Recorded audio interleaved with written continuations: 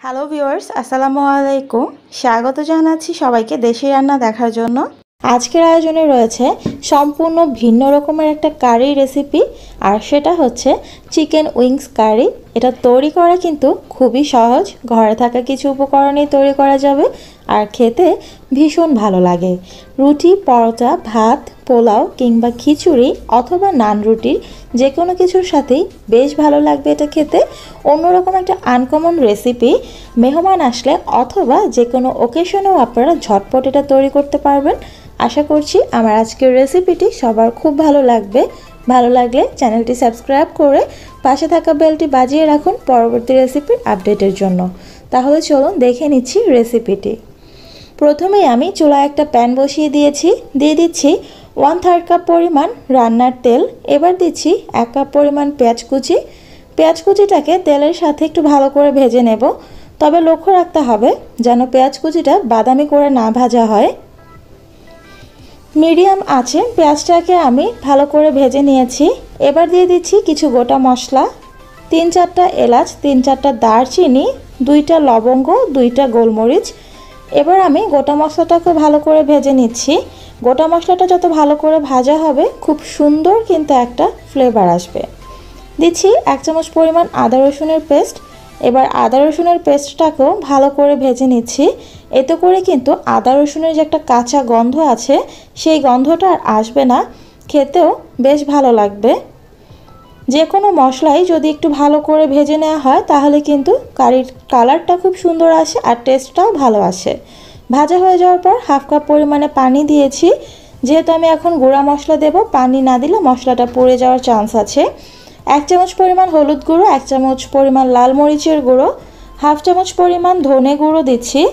দিয়ে দিচ্ছি 1 চামচ পরিমাণ ভাজা জিরার গুঁড়ো। আপনারা ভাজা জিরার গুঁড়োর পরিবর্তে এখানে বাটা জিরাটাও দিতে পারেন।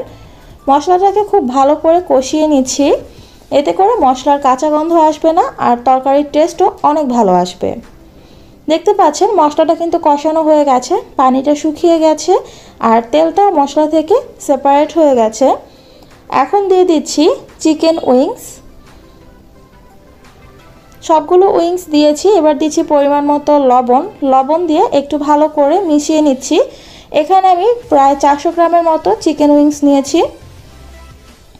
মিডিয়াম আঁচে ভালো করে মিশিয়ে দিচ্ছি। এখানে আমি আর কোনো প্রকার পানি দেব না, যেহেতু লবণ দিয়েছি তাই লবণ দেওয়ার ফলে একটু পরিমাণে পানি বের হবে আর এই পানি দিয়ে খুব ভালো করে কষানো হয়ে যাবে।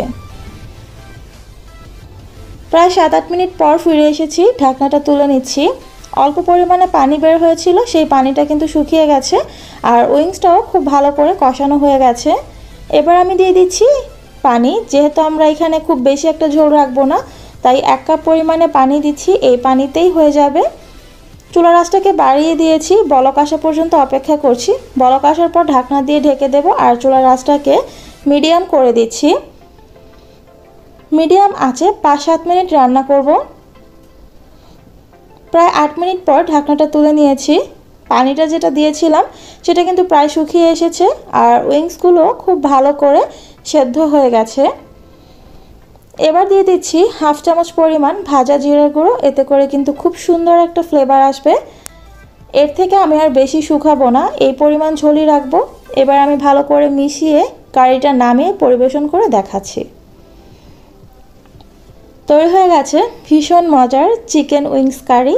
খুব সহজেই কিন্তু তৈরি করে ফেললাম আর অবশ্যই এটা কিন্তু একটা আনকমন রেসিপি। আপনারা যে কোনো ওকেশনে অথবা মেহমান আসলে খাবার টেবিলে এটা সার্ভ করতে পারেন। এতে করে কিন্তু খাবারের সৌন্দর্যটাও অনেক বেশি বেড়ে যাবে। আশা করছি আমার আজকের রেসিপিটা আপনাদের ভালো লেগেছে। ভালো লাগলে প্লিজ সবাই আমার চ্যানেলটি সাবস্ক্রাইব করুন আর অবশ্যই ভিডিওটিতে একটি লাইক দিতে ভুলে যাবেন না। কেমন হয়েছে জানাতে পারেন কমেন্ট বক্সে। আজকে এই পর্যন্তই। সবাই ভালো থাকবেন, সুস্থ থাকবেন, সুন্দর থাকবেন। আবার চলে আসবো নতুন কোনো রেসিপি নিয়ে। সেই পর্যন্ত আল্লাহ হাফেজ।